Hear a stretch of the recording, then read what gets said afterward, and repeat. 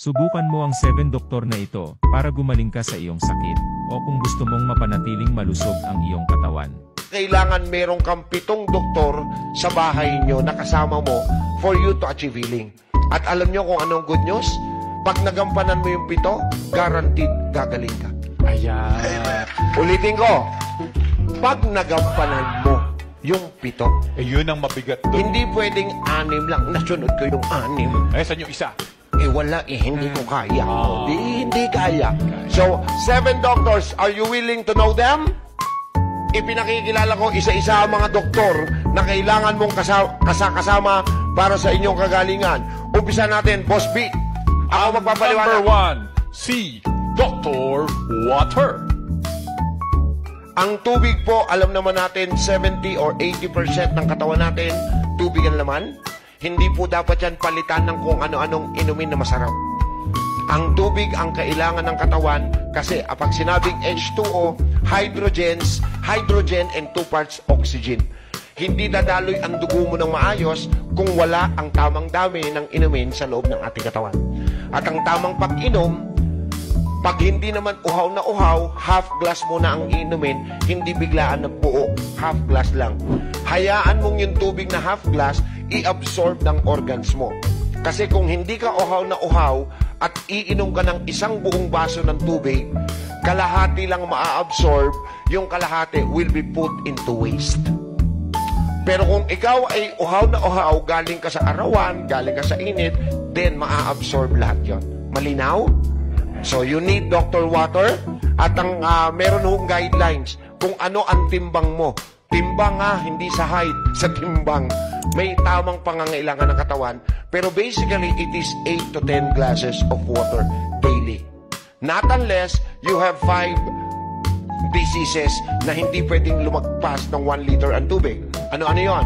Rheumatic heart disease, RHD, liver cirrhosis, chronic kidney diseases, ascites, at kung meron kang pleural effusion. Itong 5 sakit na to, ang kailangan is 1 liter, maximum of 1.5 liter lang po. Okay, so Dr. Water is very essential sa lahat ng mga nandito. Okay? Kaya bang uminom ng mas maraming tubig o hindi? Next, number 2. Dr. Sunshine. Okay, ang pagpapaaraw po ay napaka-importante. If you can recall, nung panahon natin, ang mga babies, ibinibilad sa arawan tuwing umaga. Totoo o hindi? Okay, bakit kailangan ng araw? So, lahat ng may sakit, puwera sa may sakit na lupus. O, yan. You need na magpaaraw at least 10 to 15 minutes, kahit po 3 hanggang 4 na beses sa isang linggo. At may tamang oras ang pagpapaaraw? Yes. 6 in the morning until 2. Yes? Clearly, malinaw, dahan-dahanin ko. Dok, ano ang oras na pwede kami magpaaraw? Alas 6 ng umaga, pwede na. Hanggang alas 2 ng hapon, pwede pa rin. Pero hindi ganun kahaba. Ang sabi ko, 10 to 15 minutes. Okay, next. At syempre, andyan din si Dr. Exercise. Kailangan po natin mag-stretching. When we say exercise, kailangan po ng ating katawan makapagpapawis because sweating is one source of elimination of our natural body. Kung hindi ka magsusweat out, wala pong kulang yung elimination process. Elimination process, pamamagitan ng dumi, ihi, at pawis. Kung ikaw araw-araw dumudumi, kung ikaw araw-araw umiihi, dapat araw-araw may pawis. Because that's the elimination process of the body. So, paano dapat ang pagpapapawis? Isabayin nyo na sa pagpapaaraw. Oh, di ba? So, yung stretching will do, ha? Oh. Number 4, andyan po si Dr. Air. Air. Okay. Nakalimutan natin na sa panahon ngayon, aminin natin, dito sa Maynila, wala na tayo nalalanghap na sariwang hangin. Tapos, matutulog kayo, 8, 9 na oras, aircon, that's carbon monoxide. Paglabas mo ng bahay, sakay ka sa kotse, aircon, carbon monoxide. Pagdating mo sa opisina, aircon, carbon monoxide. Uuwi ka na, pauwi ng bahay mo, sasakyan, aircon, carbon monoxide.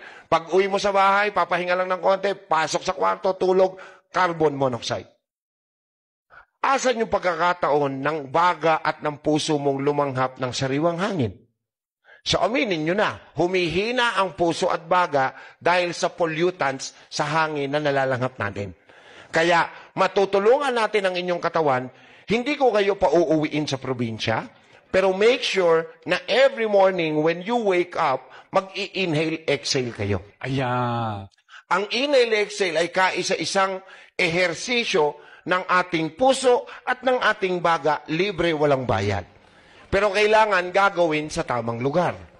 Hindi ho maganda sa kwartong may aircon, carbon monoxide. Tama. So maganda po ito, malapit sa mga halaman at puno. Yeah. Gawin nyo po 8 hanggang 15 inhale, exhale. And if you are stressed, make sounds pag nag-exhale ka. Inhale, exhale. Ha! I'm not kidding. If you are stressed, release your stress through exhale. At mararamdaman nyo gagaan ng dibdib nyo. Okay? Pag stress, inhale, exhale. Ha! That's it. That's, bakit to? Kasi pag nag-inhale po kayo, ang puso ay bumubuka, ang baga ay bumubuka, ang sarado ang puso. Inhale, nagpasok ka ng hangin. Exhale, maglalabas, bubuka yan. Sasarado yung lungs. So sila yung magka-partner. So exercise ng heart and lungs ang inhale, exhale. Siya si Dr. Air. Okay, Yeah. next. Number Okay, 5. siyempre, ang ating Dr. Sleep. Yan po, kailangan po kayo ay matulog ng maayos. Okay, pag sinabi pong pagtulog, akala nung iba, porkit 4, no. Porkit 8 oras na natutulog, okay na kayo. No, may tamang oras ang tulog. Ang ating cellula ay nagre-repair lamang during the time that we are asleep, between 10 to 4. 10 in the evening until 4 a.m. lang. Open, ang open yung business hours ng cellula to repair. Ayan. So if you will exceed, nang gising ka pa ng alas 10, binabawasan mo yung oras ng pagre-repair ng cells. Kaya mapapansin nyo yung mga nagpupuyat lagi, napansin nyo mukhang matanda agad? Yes! Because walang nagre-repair ng cells na puro oxidants. Between 10 until 4 a.m. Kaya nga, mapapansin nyo sa ospital pagka ang pasyente pinakonfine, hindi dahil gusto lang namin kayo mag-stay sa ospital, kundi masunod namin yung discipline na kailangan. Kaya nga may oras na lights off, tama? Wala nang visiting hours, nakuha nyo? Because gusto namin makapagpahinga yung pasyente. Okay? So, 10 to 4. Kaya o hindi? So, kung nasusunod mo yung 10, 11, 12, 1, 2, 3, 4, 6 hours yun, medyo late ka, 3 hours. So, mapoprolong ng konti ang treatment period mo. Kasi, binawasan mo yung time ng pagre-repair ng cells nyo. Malinaw? Yeah. Salamat. Next! Okay, next. Pang-anim. Dr. Diet. Diet. Dito, sa pool lahat dito. Hindi, totoo na to. Dahil sa bahay, wala nang diet. Kung ano ang nakahain, kakainin, Dok, medyo mahirapan kami dyan. Kapatid, kung gusto mong gumaling, may susundin ka lang naman bawal eh. Tama ba? Refrain from eating the foods that are bawal. Yun yung sinasabing diet. May tamang nutrisyon sa iba't ibang karamdaman. Pero pag magaling na, dahil may natutunan ka na, you can eat the bawal, yes. Pero in moderation na, para hindi ka na magkasakit ulit. And last but not the least, eto na. Ayan. Ito yung sinasabi ko. Kaya niyo yung unang 6. Kayang-kaya. Etong pang-7, palagay ko mahirap. Go. Ang pampito po ay si Dr. Energy. Yan. Dok, ano yung energy? Ang ating katawan po ay may energy. Pag may sakit na, low energy ka na. At ang energy mo, kukunin mo sa environment mo. Which means, malaking factor ang family dito. Kailangan mentally cleared. Ibig sabihin, happy. Hindi ka pwedeng stress. And emotionally able. Bawal na yung may sama-sama ng loob. Bawal na yung may galit. Bawal na yung may tampo. Kailangan matutong magpatawad ng puso mo at higit sa lahat, kailangan positive ang people around you.